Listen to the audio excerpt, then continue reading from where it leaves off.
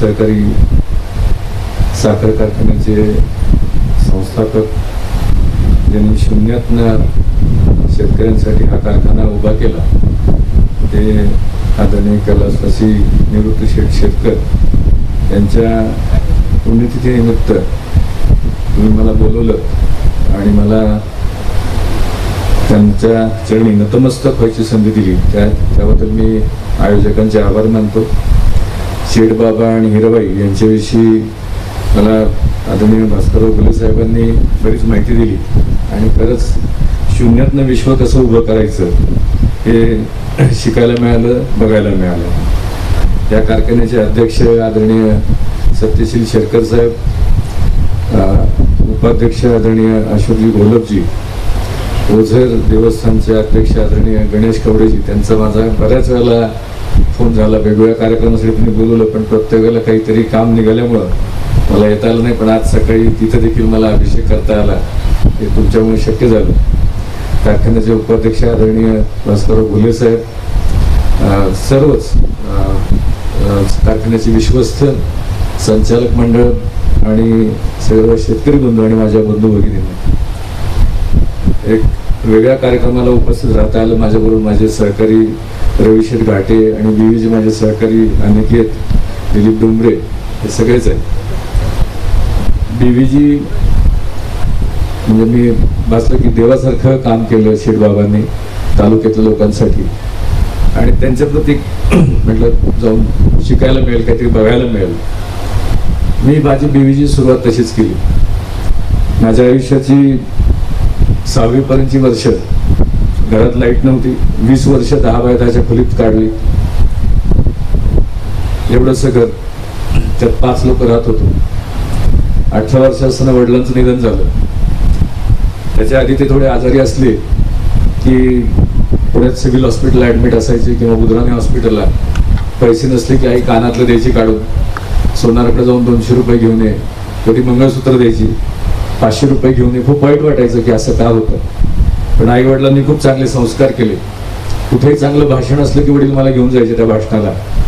प्राचार्य शिवाजीराव भोसलेंचे व्याख्यान होतं मी 8वीत असताना स्वामी विवेकानंदांच्यावरती, आणि ते ऐकलं आणि ठरवलं की छत्रपती शिवाजी महाराजांची भूमी, तिथेही मला आज नतमस्तक होता आलं की शिवनेरीवरती महाराजांचा जन्म झाला.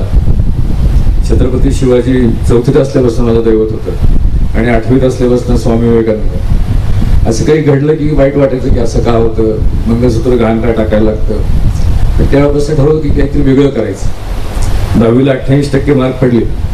आई शिक्षिका होती, तिने विचारलं काय करू, तर म्हटले डिप्लोमाला घाला, म्हणजे तुमची फायनान्शियली तितके चांगले नाही, तुम्हाला 3 वर्षांनी पैसे कमवायला लागेल मुलगा.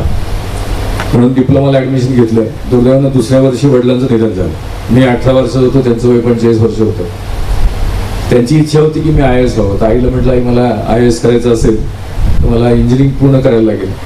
इंजिनिअरिंगला औरंगाबादला ऍडमिशन मिळत होतं. आई म्हटली पुण्याबाहेर जाऊ नको, पुण्यातच थांब. आणि मग पुण्यात VIT ला ऍडमिशन घेतलं. रोज 42 किलोमीटर सायकलवरनं जाऊन येऊन करत होतो. 21 किलोमीटर अप 21 डाऊन. डिप्लोमाचे क्लासेस घ्यायला चालू केलं. जाम स्वच्छ पाटल्यांची एजन्सी घेतली. पेंटिंगची कामं करत होतो वेगवेगळी. दादा गेल्यानंतर एक 6 महिने घरात एक चिठ्ठी सापडली. कपडे शिवाय टाकले होते वडिलांनी पुण्यात कॅम्पात टेलरच्याकडे. 250 रुपये शिलाई होती. ते पैसे देऊन कपडे घरी घेऊन आलो. त्या रात्री खूप विचार केला की दादांचे कपडे असेच राहिले, माझेही असेच राहणार, माझेही काही माझ्याबरोबर येणार नाही. तर आपण काहीतरी वेगळं काम करायचं. सेकंडरी इंजिनिअरिंगला होतो. मित्रांची चर्चा केली संस्थेचं नाव काय ठेवायचं. मी सातारचा आहे. कुणी सांगितलं सातारा नाव ठेवा, कुणी सांगितलं अजिंक्यतारा नाव ठेवा, कुणी सांगितलं वडिलांचं नाव ठेवा. मी म्हटलं नाही, आपले स्वामी विवेकानंद आदर्श आहेत, संस्थेचं नाव ठेवायचं भारत विकास. आणि भारत विकास प्रतिष्ठान म्हणून संस्था रजिस्टर केली 91 साली.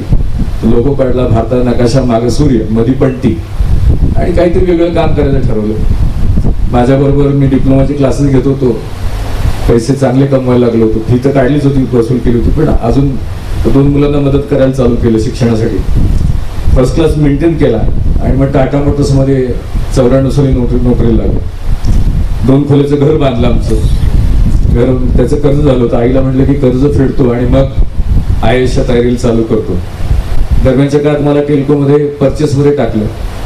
माझा 6,500 रुपये पगार असताना मी कंपनीचे 2 कोटी रुपये वाचवले. म्हणजे कुठलीही अपेक्षा नसताना कंपनीचे 2 कोटी रुपये वाचवले. मी कायम माझ्या सगळ्या भाषणात सांगतो की जिथं काम करतो तिथं मालक म्हणून काम करायचं, नोकर म्हणून काम करायचं नाही, मालक म्हणून काम करायचं. आपण मालक असल्यासारखं. आणि तसं केलं. कुठली अपेक्षा नव्हती. माझ्या व्हाईस प्रेसिडेंटने मला जानेवारी 97 मध्ये त्यांच्या केबिनमध्ये बोलून विचारले की बेटा तुम बहुत अच्छा काम कर रहे हो, तुम्हें क्या चाहिए, डबल प्रमोशन, डबल इन्क्रीमेंट, तुला नेमकं काय हवं. तर म्हटलं मला काही नको. पण माझे सातारचे बालपणीचे मित्र माझ्याकडे नोकरी मागायला येतात. त्यांना वाटतं की मी मोठा साहेब झालो, इंजिनियर झालो म्हणजे. आणि ते 7वी पास आहेत, 10वी नापास आहेत. त्यांना कंपनीत हेल्परच्या कामाची संधी द्या, मला बक्षीस म्हणून तेच द्या. तर म्हटलं त्यांना हेल्परचं काम देता येणार नाही, तर ते स्वच्छतेचं काम करतील का. मी हो म्हटलं. आमच्याकडं संत गाडगे महाराज आजोबा पणजोबा होते त्यावेळेला आमच्या घरी यायचे रहमतपूरला, कृष्णा नदीच्या काठी त्यांचा एक आश्रम आहे, गाडगे महाराजांची आश्रमशाळा आहे. तर म्हटलं स्वच्छतेचं काम करतील माझे मित्र. मला म्हटलं तुझी कुठली संस्था आहे का, कारण ॲज अ एम्प्लॉय तुला काम देता येणार नाही. मी हो म्हटलं. आणि 22 मे 97 आम्ही टाटा मोटर्समध्ये स्वच्छतेचं काम 8 लोकांनी चालू केलं. परवाच 22 मेला त्याची 27 वर्ष पूर्ण झाली. पहिल्या महिन्याचं बिल होतं 12,009 रुपये. मग त्याच्यामध्ये गुणवत्ता कशी वाढेल, क्वालिटी कशी वाढेल याच्यावरती काम चालू केलं. यंत्राच्या सहाय्यानं स्वच्छता, high pressure jet machine, scrubbing drying machine अशी मशीन घ्यायला चालू केलं. मग दुसऱ्या वर्षी 30 लाख टर्न झालं. 99 साली लग्न झालं. वैशालीचे वडील टाटा मोटर्समध्ये कामगार होते. वैशाली M.Com, MMS, ICW बरंच शिकली आहे. 25 नोव्हेंबरला लग्न झालं. लग्नानंतर 1 महिन्यात तिला मी म्हटलं की मला नोकरी सोडायची, व्यवसाय करायचा आहे. तर ती थोडी भांडली माझ्यावर. तुम्ही म्हटली इंजिनियर म्हणून मी लग्न केलं, आता तुम्ही व्यवसाय कुठला करणार. म्हटलं हाऊसकीपिंग. म्हणजे काय असतं. म्हटलं तू घर झाडती, मी कंपनी झाडतो. मग ती महिनाभर भांडली. महिन्याभराने तिनं परमिशन दिली. आईला विचारलं.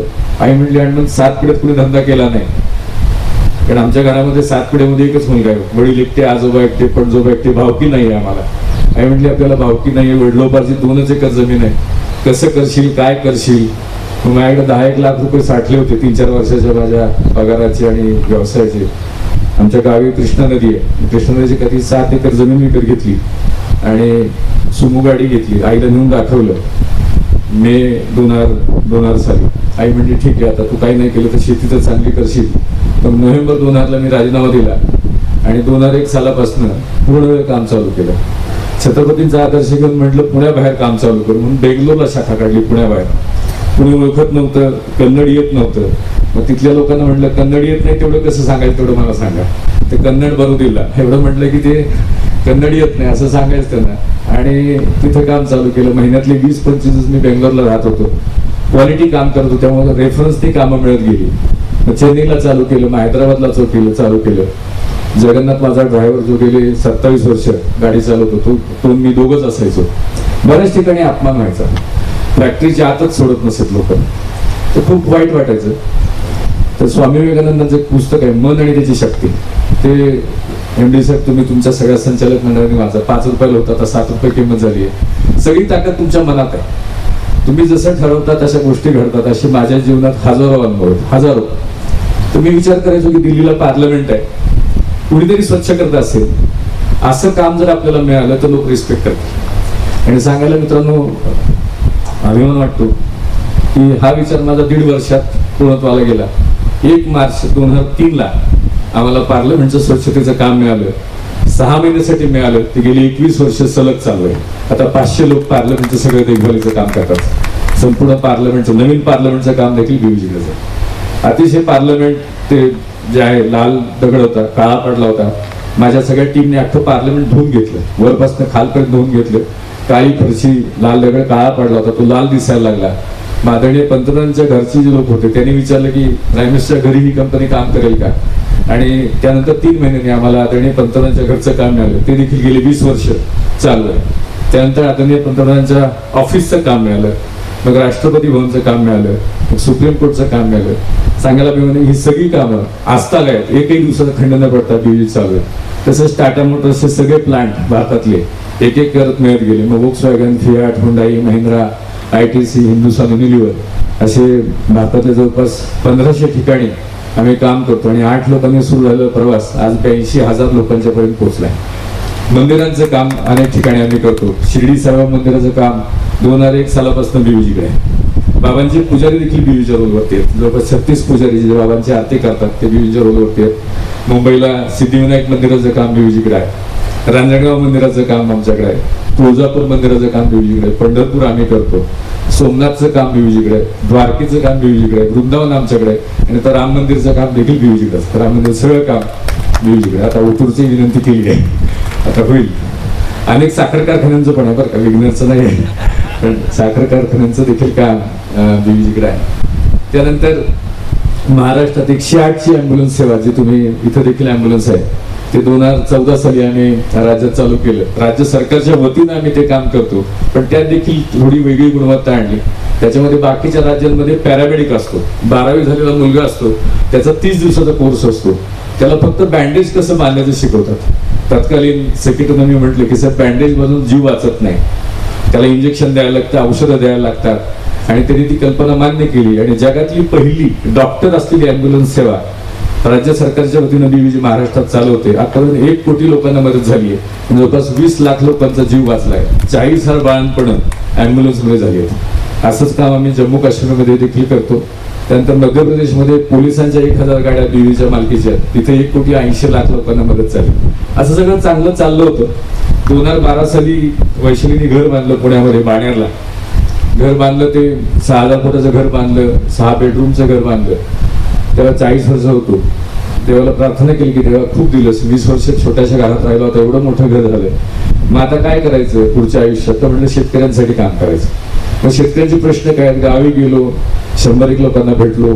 खर्च वाढले, तर रोजगारी मिळत नाही, कामगार मिळत नाही, विषारी औषधांच्या वापराने कॅन्सर सारखे आजार होत आहेत. मग वेगवेगळ्या सायंटिस्ट लोकांना भेटायला चालू केलं आणि सांगायला अभिमान वाटतो की असं कृषी तंत्रज्ञान बीव्हीजीने डेव्हलप केले. मगाशी घुले साहेबांची चर्चा केली की कुठलंही पीक कुठेही द्या, एका सीझन मध्ये मिनिमम 30% आम्ही वाढ करून दाखवतो. एका सीझन मध्ये 30% मिनिमम, झालं गेलं तर 300% देखील होते. त्याच्यामध्ये तुमच्याकडं जवळपास 10,000 हेक्टरवरती ऊस येतो, म्हणजे 25-30 हजार एकरचा ऊस तुमच्याकडे येतो. पण ॲव्हरेज टनेज आहे पर एकर ते 40-42 टन आहे. चेअरमन साहेब तुम्हाला कमिटमेंट देतो, मी घुले साहेबांनी म्हटलं तुम्ही 100 शेतकरी निवडा किंवा 200 निवडा, 500 निवडा, त्याचे 2 एकर क्षेत्र असलं पाहिजे. आपण इथं शेतकरी सगळेच असतील ना. मी इथं पत्रकार मित्रांना विनंती करेन किंवा फोटोग्राफरना, फक्त एक फोटो काढायचा माझ्यासाठी इथं कोपऱ्यात येऊन. कुठे गेले कॅमेरामॅन वगैरे? एक फोटो काढा फक्त की शेतकरी किती आहेत म्हणलं की हात वर करतील लोक. शेतकरी किती लोक आहेत? हे बघा, सगळ्यांचे हात वर झाले. आता त्याचा फोटो घ्या, फोटो काढू देतो ना. आता हे तिथल्या किती लोकांनी त्यांच्या शेतातली माती तपासली, मातीचे 16 घटक तपासलेत? हे बघा, 1 2 3 4 5 6, 12-13 लोकांनी तपासलेत. आणि पाणी किती लोकांनी तपासलंय? पाणी 5 लोकांनी तपासलं. 100% शेतकरी आहेत. माती तपासली 10-12 लोकांनी, पाणी तपासले 5 लोकांनी. ही अडचण आहे शेतीची अडचण साहेब. 16 घटक मातीचे तपासल्या लागतात, 16 घटक. मी आता विचारलं, शेती अधिकारी होते माझ्यावर मागाशी, त्यांना म्हटलं तुम्ही काय तपासतो? म्हणजे आम्ही NPK तपासतो. एखादी बिल्डिंग बांधायची असेल आणि तिला 10 विटा लागत असतील, 10 सिमेंटची पोती लागत असतील, 10 टाईल्स लागत असतील, सगळे 10 गोष्टी लागत असतील, आणि एखादी गोष्ट जर 6 असेल तर बिल्डिंग 6च मजली होती, पूर्ण होत नाही. तसं हे मातीचं आहे. तुम्हाला काही आजार झाला तुम्ही डॉक्टरकडे जाता, डॉक्टर पहिला सांगतो व्हिटॅमिन B12 बघा, D3 बघा, मग तुमची औषधं ठरतात. मातीचं तसंच आहे. तुम्ही मातीचे 16 घटक तपासणं गरजेचं आहे. ते तपासा आणि मग आम्ही तुम्हाला पाण्याचं pH, इथं क्षारयुक्त पाणी आहे बऱ्याच ठिकाणी, बोरवेलचं पाणी आहे. पाण्याचं pH जे क्षार आहे ते 2000-3000, जिथे जास्त बोर खाली तिथे 4000 वर गेले. आमच्याकडे मशीन आम्ही बनवलंय. मी ऑस्ट्रेलियातलं मशीन मागून त्याची कॉपी केली आहे. ते 6 लाखाचं मशीन आम्ही 30,000 बनवलंय. 3000 TDS जरी असेल पाण्याचा तर ते नॉर्मल होतं लगेच तुम्हाला तुमच्या समोर. म्हणजे मी कुठली गोष्ट अशी हवेत कधी सांगत नाही. मी स्वतः प्रयत्न अनुभव घेतल्याशिवाय कधी बोलत नाही. म्हणजे सोयाबीनचं उत्पन्न नॉर्मली 6 ते 8 क्विंटल येतं. माझ्या शेतात मी 20 क्विंटल काढलेले आहे. मगाशी मी सांगितलं, बाबर नावाचे आमचे शेतकरी आहेत भुईंज गावचे, त्यांचा सुरूचा ऊस 87 टन गेला. त्यांनी खोडव्याला माझी औषधं वापरली. खोडवा नॉर्मली 60-65 टन 70 टन अपेक्षा असताना तो 123 टन निघाला, दोन्हीचे रिपोर्ट आहेत, आणि तो 123 टन निघाला. तो नुसता निघाला नाही तर इतका मोठा चांगला निघाला की बियाण्यालाच ऊस गेला. 4 लाख रुपये त्याला जागेवर मिळाले. तर आपल्याला असं इथं शेतकऱ्यांच्या बाबतीत खूप चांगलं काम करता येईल. चेअरमन साहेब, तुम्ही जर तुमच्या गावातले जे चांगले शेतकरी काढले, ज्यांना गाव मानतं की ह्याचं चांगलं झालं तर त्याला फॉलो करतील, असे शेतकरी काढले, तर आपण 3 ते 4 वर्षामध्ये तुमच्या ह्याच क्षेत्रामध्ये 20 लाख टनावर जाऊ शकतो. तुमची कॅपॅसिटी 5,000 टनाची आहे, ती 10,000 टनाला जाऊ शकते, आणि ऊसाचा ट्रान्सपोर्ट खर्च पण कमी होऊ शकतो. मी इथं तुमच्याकडे तसा ऊस चांगला आहे, पण बाकीच्या ठिकाणी लांबून ऊस आणायला लागतो, 200-200 किलोमीटर आणायला लागतो, ट्रान्सपोर्ट कॉस्टवरतीच कारखाना घायला येतो. तर अशा ठिकाणी आपल्याला गावागावातून उत्पन्न वाढवता येईल. भाकड गाई म्हशींच्या वरती मी काम चालू केलं. तुम्ही कुठले गाई म्हशीचे तिथे असतात, 20% गाई म्हशी या भाकड प्रत्येक गावामध्ये. 10 असतील तर 2 माझावर येत नाहीत, माझावर तर प्रेग्नंट होत नाहीत, उलटतात पलटतात. अशा 10 गाई मला द्या तुम्ही, ज्या 2-2 वर्ष प्रेग्नंट झालेलं नाही आहे. 2-2 वर्ष म्हणजे रोजचा 250 रुपये त्या गाईचा खर्च झालेला आहे. महिन्याचा 7-8 हजार, वर्षाचा 1 लाख, 2 वर्षात 2 लाख रुपये खर्च झालेला आहे. अशा 10 गाई द्या, 1 रुपया ऍडव्हान्स देऊ नका. आता मी सुनील शेळकेच्या मावळ तालुक्यात काम चालू केलं, तिथं 1200 भाकड जनावर आहेत. आम्ही त्यांना सांगितलं की 10 पैकी 6 आम्ही कन्वर्ट करून देऊ, 3 महिन्यामध्ये 10 पैकी 6 कन्वर्ट करून देऊ, आणि खर्च मॅक्सिमम 1500 रुपये, 1000 रुपयातच काम होतं. आमचे डोंगरे साहेब जे काम करतात बीयूजी मध्ये, ते तुमच्याच तालुक्यातले, तुमच्या तालुक्यातले देखील काही शेतकरी आमच्या बरोबर काम करतात. मला आता आमच्या अनिकेत इंग्लिश पाठवली, रामदास शेठ चव्हाण म्हणून आहेत पारगावचे, विकास चव्हाण आहेत पारगावचे, शबुराव शिंदे बनकर पाठा, योगेश पोखरकर, सुभाष थोरवे, हे सगळी मंडळी आहेत, ते वापरतात. चुकलं काय माझं याच्यामध्ये, माझ्याकडे मार्केटिंग करायला किंवा ब्रँडिंग करायला खूप मोठे पैसे नव्हते. मी महाराष्ट्रात 300च्या वर सभा घेतल्या. माझं पेस्टिसाइड आहे, मी पिऊन दाखवतो. तुम्ही कुठलाही पेस्टिसाइड बघा, कुठल्याही कंपनीचा मालक पिऊन नाही दाखवा, मी पिऊन दाखवतो पाण्यात टाकून, आणि तेच पाणी किडीच्या वरती मारलं तर 10 मिनिटांमध्ये कीड मारते, 11 मिनिट लागत नाही. 70% पेस्टिसाइडचा खर्च तुमचा कमी होऊ शकतो. इथं भाजीपाल्याचे उत्पादक खूप मोठे आहेत. भुरी, डावण्या, मावा, व्हाईट फ्लाय, मिलीबग, अनेक रोग येतात, आणि अनेक रोगांच्या वरती अनेक औषधं आपण वापरतो, आणि त्याच्यामुळे कॅन्सर होतो. खाणाऱ्यालाही होतो आणि वापरणाऱ्याला होतो. मध्यंतरी मी शिरोळ तालुक्यात गेलो होतो, कोल्हापूर जिल्ह्यामध्ये. एका तालुक्यात 30,000 कॅन्सर पेशंट आहेत. मग हे सगळं बघितलं मी. 300 बीवीजी 3 वर्ष वाऱ्यावर सोडून दिली होती, आणि गावोगाव भाषण घेत फिरलो की नेमकं चुकतं काय शेतकऱ्याचं, त्याला दुरुस्त कसं करायचं. आणि त्याच्यावरती आता प्रूव्हन आहे. म्हणजे आदरणीय पवार साहेबांना ट्रायल दिली, आदरणीय गडकरी साहेबांच्या शेतात ट्रायल दिली, 40 विद्यापीठात ट्रायल दिली, 10,000 शेतकरी आहेत. माझ्याकडे एक जालिंदर सुरजकर म्हणून शेतकरी आहे. मी मगाशी गुले साहेबांना म्हटलं की त्याला एकदा तुम्ही भाषणाला बोलवा, सगळे शेतकरी बोलवा. 10वी नापास आहे, शिक्षण 10वी नापास, 6 एकर शेत जमीन, आता 3 एकर त्यांनी नवीन घेतली आहे. महाराष्ट्रात ऍव्हरेज शेतकरी एकरी 50,000 ते 1 लाख रुपये कमवतो. ऍव्हरेज शेतकरी 50,000 ते 1 लाख, हा 5-6 लाख रुपये कमवत होता. मागच्या वर्षी ओपन फार्मिंग मध्ये जालिंदर सुरजकरनी एकरी 30 लाख रुपये कमवले. 3 कोटी रुपये त्याच्या खात्यात जमा झालेले. 3 कोटी रुपये, एकरी 30 लाख रुपये. अशा माझ्याकडे 10 लाखाच्या वरती क्रॉस केलेले जवळपास 100 शेतकरी असतील. 30 लाख 25 लाखाच्या वरती हा एक गेलाय. अशा शेतकऱ्यांना तुम्ही बोलवा की आपण काय दुरुस्त करायचं हे कळलं पाहिजे. कष्ट सगळेच करतोय आपण, कष्ट सगळेच करतोय, पण ढोर मेहनत होती. ती ढोर मेहनत न होता स्मार्ट मेहनत कशी करता येईल याच्यावरती जर आपण थोडंसं फोकस केलं तर खूप वेगळं काम करता येईल. आणि मी मगाशी म्हटलं तसं मी विचार केला की गोष्टी घडतात. देव, मी कायम समजतो की देवाचं मी एक इन्स्ट्रुमेंट आहे, इन्स्ट्रुमेंट ऑफ गॉड. देवाने आपला जन्म किती विशिष्ट कार्य करायला पाठवलंय आणि काम करतोय आपण. तर मी विचार करायला चालू केलं कॅन्सर जर काही आजारावरती औषध नाहीये का, अफोर्डेबल औषध नाहीये का.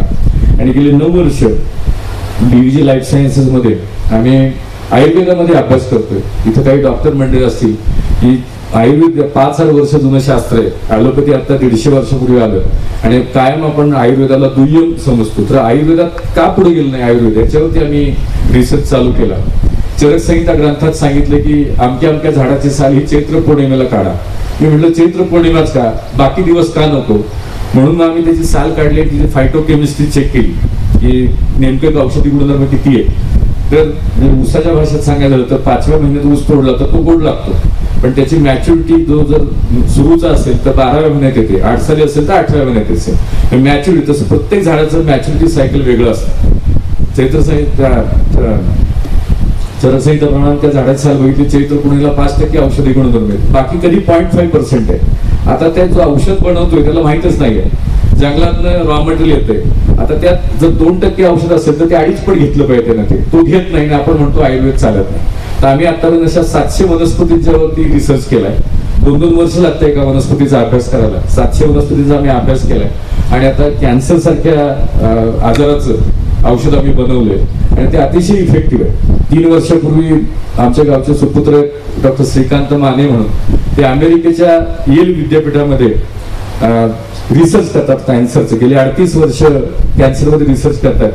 तर त्यांना मी सांगितलं की साहेब मी असंच कॅन्सरचं औषध बनवलंय. ते बघून हसले माझ्याकडे. मला म्हणले हनुमंत तुझ्याविषयी मला खूप आदर आहे. आमच्या गावातली जवळपास 400 लोक विविजित काम करतात आणि सातारा जिल्ह्यातले 9,000 लोक आहेत. म्हटलं तू गावच्या मुलांसाठी खूप चांगलं काम केलंस, पण कॅन्सरवरती आता तू बोलू नकोस.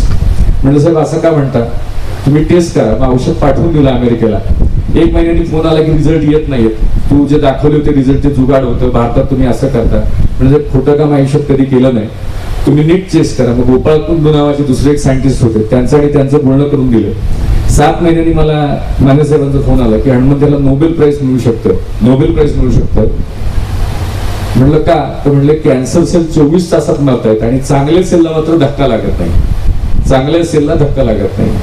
मी तुम्हाला आदरणीय गडकरी साहेबांचा एक ऑडिओ ऐकून दाखवतो.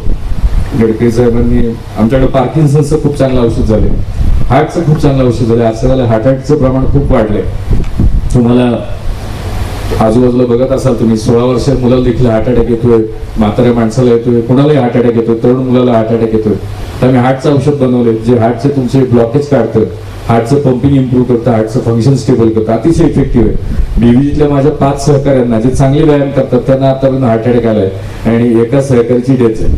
तर परवा मी मीटिंग घेऊन सगळ्या माझ्या सहकार्यांना मॅन्डेटरी केली, 1 महिन्याचं औषध म्हणलं घ्या, तुम्हाला फरक पडेल. फरक पडलं तर 4 महिन्यामध्ये सगळ्या बॉडीच्या ज्या रक्तवाहिन्या, बॉडीची पाईपलाईन आहे ती आतनं क्लीन कर. सगळे जे दातावरती एक चिकट पदार्थ जमा होतो, रोज सकाळी आपण ब्रश करून काढतो, तसा चिकट पदार्थ रक्तवाहिन्याच्या आतमध्ये असतो आणि तो कोटिंग करत असतो आणि कोलेस्ट्रॉल आणि ते कोटिंग म्हणून आतनं हळूहळू ब्लॉक तयार होतो आणि मग तो तुम्हाला त्रास होतो. आणि हार्ट असा आजार आहे की तो शेवटच्या क्षणापर्यंत बोलत नाही. कॅन्सर झाला तुम्हाला 3 महिने 6 महिने वेळ मिळतो. लिव्हर सिरोसिस आम्ही औषध बनवलंय, त्यांना लिव्हर ट्रान्सप्लांट करायला सांगितले. असे 300 पेक्षा जास्त लोक आम्ही बरे केले, तर त्याच्यासाठी औषध झाले. तर हार्ट बोलत नाही म्हणून हार्टचं प्रिव्हेन्शन केव्हाही चांगलं. त्याचं आम्ही औषध म्हणजे एनडी साहेबांना मग अशी तुमच्यासाठी पण एक ठेवलंय मी तरुण आहे चांगला आहे असं ठेवा, हार्टचं प्रिव्हेन्शनला औषध घ्यायचं. त्यांनाही दिले गोजरच्या आमच्या मित्रांना. तर असं करतोय. गडकरी साहेबांना 5 ते 6 पायऱ्या चढली की दम लागायचा आणि आमचं औषध 4 महिने घेतल्यानंतर साहेब 60 ते 70 पायऱ्या चढायला लागले. त्याचा फक्त तो एक ऑडिओ तुम्हाला ऐकवतो मी. काय झालं, आपलं माहिती दिली गेली नाही आपल्याकडे लोकांना. ही अडचण झाली. वैद्यनाथ आयुर्वेदचे प्रमुख सुरेश शर्माजी, उत्पापेश्वरचे वैद्यनाथ आयुर्वेदचे प्रमुख सुरेश शर्माजी, उत्पापेश्वरचे प्रमुख श्री रणजित पुराणे. संशोधन आणि रिसर्च याच्यामध्ये खरोखर खऱ्या अर्थाने खूप चांगलं काम आपण सगळेजण करतात, पण त्याचं प्रेझेंटेशन पण केलं पाहिजे. आता विशेषतः पार्किन्सनवर माझे मित्र गायकवाड, हनुमंतराव गायकवाड म्हणून पुण्यात आहेत, त्यांनी मध्ये मला काही औषधं दाखवली. तर त्या पार्किन्सनवर आणि लिव्हर सिरोसिसवर त्यांच्याकडे औषधं, त्यांनी बरीच औषधावर रिसर्च करायला प्रयत्न केला. त्यांनी सांगितलं की याच्यावर यश माझ्या एका मला लॅपटॉपवर 50 लोकांची मुलाखत दाखवली आणि त्याच्यावर पार्किन्सनवर कसा उपाय झाला, कसा झाला ना हे बघितल्यानंतर मी अनेक लोकांना ती औषधं सुचवली. आपल्या इथे डॉक्टर श्रीकांत जिस्कार म्हणून माझे मित्र होते, मंत्री होते, त्यांचे प्रायव्हेट सेक्रेटरी होते, जवळच राहतात.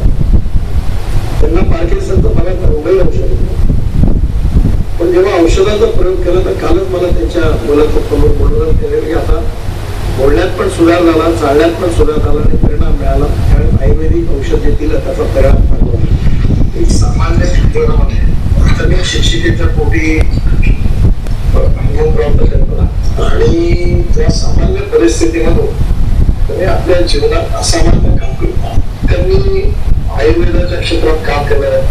कोविडच्या काळात त्यांनी चांगली औषधं शोधली आणि त्याच्यामुळे अनेक रोगांवर, असाध्य रोगांवर त्याच्यावर उपाय सांगले पार्किन्सन असेल, कॅन्सर असेल, माझ्या याच्यामध्ये लोक पाहतो एक विशेषतः पार्किन्सनच्या बाबतीत कॅन्सर त्याच्या औषधी चांगलं उपचार त्याच्याबरोबर अशा पद्धतीचा मुद्रा होता त्याला दिवस खरं म्हणजे त्यांनी सगळीकडनं तो वापस आला मुंबईमध्ये राहत जवळपास त्याची परिस्थिती शूटिंग होणार आणि मनाच्या देहाच्या स्थितीत त्यांनी त्यालाही पण केलं आणि उत्तम एंटरप्रिनरशिपचं उत्तम उदाहरण म्हणजे आणि एकंदरीतच त्यांची औषधं खूप चांगली त्याच्यात रिसर्च आहे आपण माझ्याकडे पण विशेषतः हार्ट आणि याच्याबरोबर त्यांचं औषध बघितलं घेतलं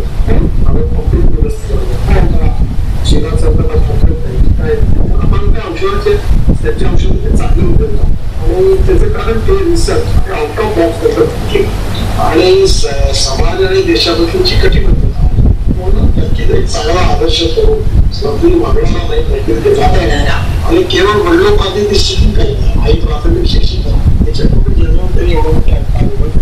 गडकरी साहेबांनी मला खूप मोठ्या अभिनेत्याला कॅन्सर झाला होता 4 स्टेज लंग कॅन्सर होता.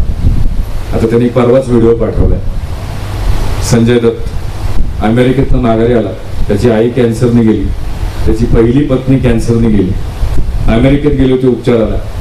केमो बघितलं की माघारी आले. मी उपचार घेणार नाही म्हणले. व्हीलचेअरवरती माघारी आले होते संजय दत्तजी आणि गेली 3 वर्ष आपली औषधं घेतात पीव्हीची.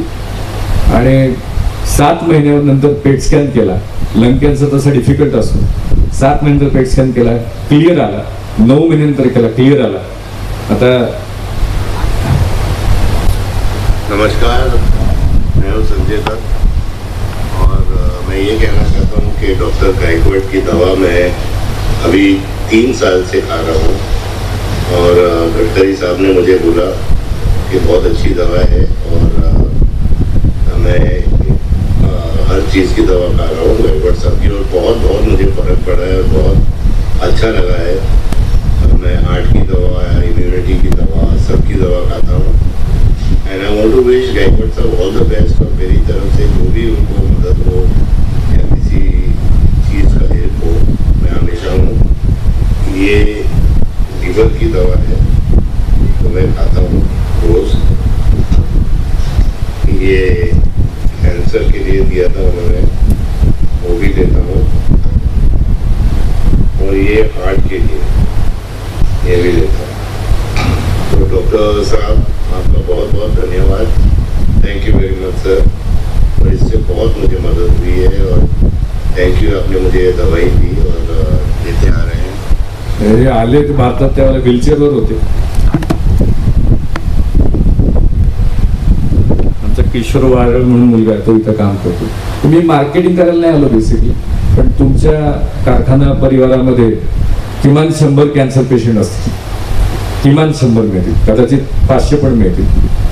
मी तुम्हाला चेअरमन साहेब सांगतो की तुम्ही त्याची लिस्ट काढा, औषध द्या. जिथं आम्ही महिन्याचं औषध 5-6 हजारात देतो आणि गरीब असेल तर फुकटच देतो. आणि मी पैशासाठी कधी काम करत नाही. 6 ते 8 महिन्यात माणसं बरी होतात. आम्ही ऍडजंट थेरपी म्हणून द्या म्हणतो. तुमची ट्रीटमेंट जी आहे ती चालू राहू द्या, पण खूप मिरॅकल फरक पडतो. हार्टच्या औषधं, कॅन्सरच्या औषधं, अँटी एजिंग क्रीम बनवलंय महिला वर्गासाठी, अतिशय चांगलं आहे ते.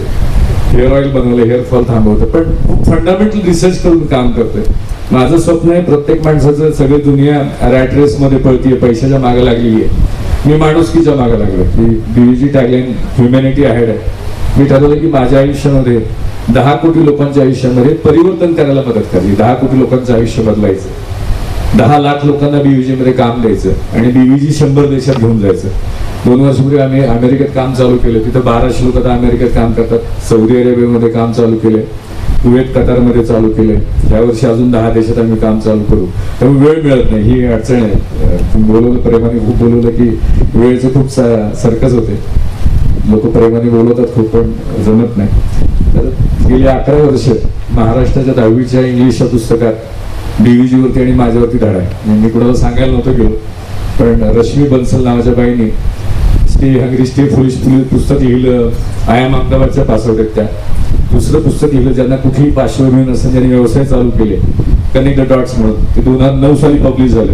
2013 साली महाराष्ट्र सरकारने तो 10वीच्या मुलांना धडा म्हणून घेतला. 7 वर्षापूर्वी पुणे विद्यापीठाचे कुलगुरू करमाकर साहेब होते. ते मला म्हटले की किती लोकांना आदर्श पाहिजेत, चांगले मुद्दे पाहिजेत. तर आमच्या स्टडी सर्कलमध्ये म्हटली चर्चा झाली की तुझ्यावरती BA BComच्या फर्स्ट इयरला धडा टाकायचा आहे, तुझी हरकत नाही ना. म्हटलं माझी काही हरकत नाही. तर पुणे विद्यापीठानं BA BComच्या फर्स्ट इयरला माझ्यावरती धडा टाकलाय. तिथं 2 लाख मुलं शिकतात. शिवाजी विद्यापीठानं सेकंड इयरच्या BComच्या मुलांना धडा टाकला. काम करत राहायचं. माझं सगळ्यांना सांगणं एकच असतं की रोज स्वतःची स्पर्धा करायची. कालच्यापेक्षा आज चांगलं काम करायचं, आजच्यापेक्षा उद्या चांगलं काम करायचं. बरोबर काही येत नाही, कोणाशी स्पर्धा करायची नाही, स्वतःची स्पर्धा करायची. हे दावे कोणाशी ठेवायचे नाही. रोज सकाळी माझी प्रार्थना असते की आज चांगलं काहीतरी काम होऊ दे.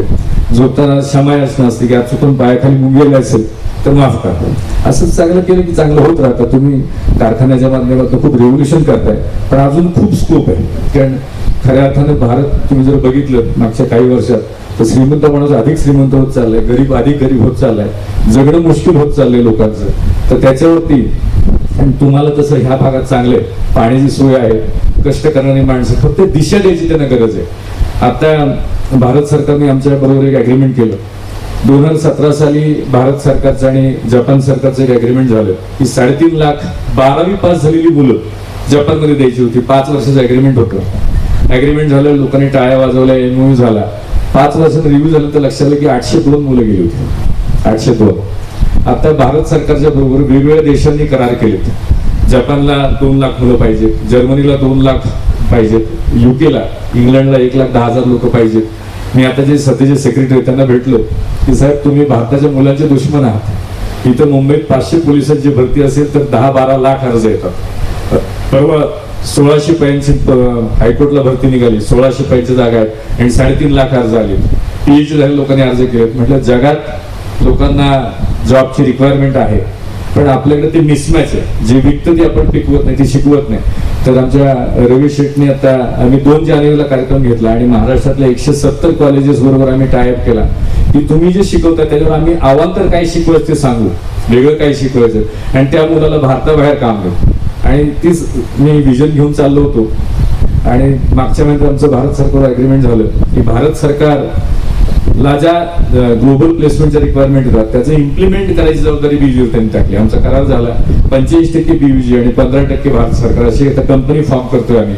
त्यामुळे ह्या भागातल्या तरुणांना ज्यांना भारताबाहेर काम करायचंय त्यांना देखील आपल्याला तशा कामाच्या संधी देता येतील. त्या ज्या शिक्षण संस्था आहेत, म्हणजे आता जर्मनीचं एक अग्रीमेंट जे झालंय त्याच्यामध्ये त्यांना 2 लाख हेल्थकेअर नर्सेस पाहिजेत. 2 लाख. BSc नर्सिंग झालेल्या मुलीला सुरुवातीला B1 नावाचा जर्मन प्रोफिशियन्सी कोर्स असतो. तो कोर्स जर केला तर तिला 1,000 युरो पगार मिळेल, म्हणजे 90,000 रुपये पगार मिळेल. आणि तिनं 6 महिन्यात B2 प्रोफिशियन्सी करायची, म्हणजे जर्मन बोलायची लेवल वाढवायची. ती वाढली की तिला 3,500 युरो पगार मिळेल, जवळपास 3 लाख रुपये पगार मिळेल. खाण्या राहण्याचा खर्च ती संस्था करेल. अशा सगळ्या नोकऱ्या तिथं भारतामध्ये किती पगार मिळतो. आमचे डोळे म्हणून माझे मित्र आहेत नारायण गलप, ते बहुतेक येणार होते. आता डोळ्याचं हॉस्पिटल आहे. तर आपल्याला अशा अनेक जागतिक लेवलला संधी आहेत. सगळ्या जगात भारत तरुण देश आहे, पण बेकारांचा देश आहे. कारण आपण जे शिकवतो ते विकलं जात नाही. तर जे विकलं जाईल ते शिकवायची गरज आहे. आणि आता मध्यंतरी आदरणीय मुख्यमंत्र्यांना देखील मी भेटलो आणि त्यांना म्हटलं की साहेब पुढच्या 5 ते 7 वर्षात महाराष्ट्रातल्या 10 लाख तरुणांना भारताबाहेर काम द्यायची माझी तयारी आहे. फक्त तुम्ही शिकवायची तयारी करा. मी 8वी-9वी पासूनच त्या मुलांना ट्रेन करू की कोणाला जपानला जायचंय, कोणाला जर्मनीला जायचंय. अशा पद्धतीने आपण शिकवलं. किती लोक शेती करतील, किती लोक हाऊसकीपिंग करतील. तर अशा वेगवेगळ्या संधी आहेत. शेतीमध्ये देखील प्रचंड संधी आहेत. मध्यंतरी मी आफ्रिकेतल्या जवळपास 7-8 देशामध्ये गेलो. तिथं शेत म्हणजे मुबलक पाणी असलेल्या जमिनी तुम्हाला $7 ते $8 किंवा $10 भाड्याने मिळतात. 800 रुपये भाड्याने तुम्हाला 1 एकर जमीन मिळते. त्याच्यामध्ये पाणी वेळी भरपूर आहे. मी आमच्या सातारला ह्याच्यापेक्षा मारामाऱ्या खूप आहेत. आमच्या आईचं गाव सासपडे म्हणून आहे, पाली खंडोबाच्या देवस्थानच्या शेजारी. आणि तिथं आधीची 20 एकर जमीन आजोबांची, मग 4 मुलं, 5-5 एकर, मग त्यांना परत 3-3 मुलं, मग ते 10-10 फुटाच्या पट्ट्या पडल्यात. आणि मग ते तुझ्याकडे इकडं सरकला की ते एकमेकांच्या अंगावर धावून जातात, मारामाऱ्या करतात. सगळ्या मामांना एकदा एकत्र घेतले आणि म्हटलं 5-5 हजार एकर जमीन तुम्हाला देतो, आफ्रिकेमध्ये जाऊन शेती करा, 4 तासात विमानं. एक ब्रिटिशांचा देखील, छत्रपती शिवाजींचा आदर्श आपण सगळे घेतोच, पण ब्रिटिशांचा देखील आदर्श घ्यायची गरज आहे. 16व्या शतकात ब्रिटिश राणी, त्यावेळेला 16व्या शतकात ब्रिटनची लोकसंख्या 10 लाखाच्या आसपास होती. आता 6 कोटी आहे. राणीने सांगितलं की जगावर जाऊन राज्य करा. जहाजामध्ये इंजिन नव्हतं, शिडाची जहाजं होती, म्हणजे हवेने चालायची. आणि वलवत ते लोक लंडनवरनं मुंबईला आले, त्यांनी विचार असा केला असेल की इथं मराठी येत नाही आम्हाला, आम्ही कसं यायचं. केरळच्या किनाऱ्यावर झाल लागलं, तिथं मल्याळम बोलत होते. पश्चिम बंगालला गेलो तर तिथं बंगाली बोलत होते. ऑस्ट्रेलियापर्यंत गेले, ऑस्ट्रेलियाला जहाजाला 6 महिने लागले, 6 ते 7 महिने. न्यूझीलंड पर्यंत गेले. कुठल्या जिद्दीने, कुठल्या जिगरीने काम केलं पाहिजे. आज काय होतं, माझ्या सातारच्या मुलाला सातारमध्येच नोकरी पाहिजे, त्याला पुण्याला पण यायचं नाही. इथल्या जुन्नरच्या मुलाला जुन्नरमध्येच पाहिजे. मी त्यांना सांगतो, ब्रिटिश लोक सगळ्या जगावर राज्य करत होते, त्याचा इतिहास आणि त्याचाही आदर्श आपण घ्यायची गरज आहे. असे सगळे रोज मी चांगलं शिकायचा प्रयत्न करतो आणि काहीतरी वेगळा इम्पॅक्ट व्हावा अशा दृष्टीने काम करतो. एक बीव्हीजी म्हणजे एक चळवळ म्हणतो मी बीव्हीजीला. ते कधी पैशाच्या मागे लागत नाही, पण काहीतरी वेगळं करायचं, वेगळं होईल समाजामध्ये असा प्रयत्न करतो. आणि ही चळवळ म्हणून ह्या चळवळीला आपल्या सगळ्यांनी आशीर्वाद द्यावेत. म्हणजे विवेकानंदांनी कुठे त्यांना म्हटलं होतं की मला 100 युवक हवेत माझ्या विचाराचे, त्यातला एक मी स्वतःला समजतो आणि जमेल तेवढं, झेपेल तेवढं भारत विकासाचं काम प्रामाणिकपणे करायचा प्रयत्न करतो. ह्या चळवळीला आपल्या सगळ्यांचे आशीर्वाद मिळावेत अशी अपेक्षा व्यक्त करतो. चेअरमन साहेब, तुम्ही खूप धडाडीचं काम करताय. ज्यांच्या पुण्यतीर्थी तुम्ही बोलू, यांनी देखील समाजामध्ये विकास व्हावा, समाजाचं परिवर्तन व्हावं हे काम केलं. त्यांनी रोपटं लावलं, तुम्ही त्याचं वटवृक्ष केलाय. आता त्याला अजून विस्तारित कसं करता येईल, इथल्या बाहेर कसं नेता येईल, इथल्या तरुणांना जागतिक पातळीवरती काही काम करायचं असेल त्या संधी आपल्याला एकत्र काम करावी. इथले शेतकरी तुम्ही निवडा, त्यांचं उत्पन्न आपण दुप्पट करू, ऊसाचं उत्पन्न आपण दुप्पट करू. आणि गॅरंटी आता हातात करून सांगतो, कारण 13 वर्ष हेच करतोय. 2012 पासून चालू केलं काम. 12 वर्ष झाली शेतीमध्ये काम करतोय. आयुर्वेदामध्ये गेले 8-9 वर्ष काम करतोय आणि अनुभव असल्याशिवाय मी बोलत नाही. आता गडकरी साहेबांनी माझ्याकडे 100 पेशंट पाठवले, कॅन्सरचे 50 पाठवलं. 15 दिवसात तो पेशंट सांगतो साहेब मिराकल होतं. 15 दिवसात अमेरिकेत टेस्ट केली. तो व्हिडिओ तुम्हाला मी पाठवून देतो, कारण तेवढा वेळ नाही तो दाखवायला अमेरिकेतला व्हिडिओ, की 24 तासात कॅन्सर कसे मारतात. पण सगळं शक्य आहे. आणि आज इथं तुम्ही बोलवलं, छत्रपतींच्या पावनभूमीमध्ये येता आलं, विघ्नेश्वराचं दर्शन घेता आलं आणि ज्यांनी इथं वटवृक्ष लावला त्यांचे आशीर्वाद दर्शन घेता आलं. तेवढं मी तुमच्या सगळ्यांचा कृतज्ञ ऋणी आहे. एवढं बोलतो आणि थांबतो.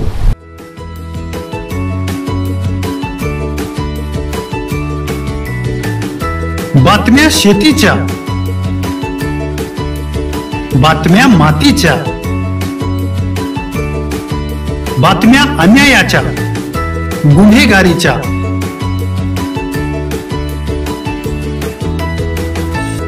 राजकारणाच्या आणि समाजकारणाच्या,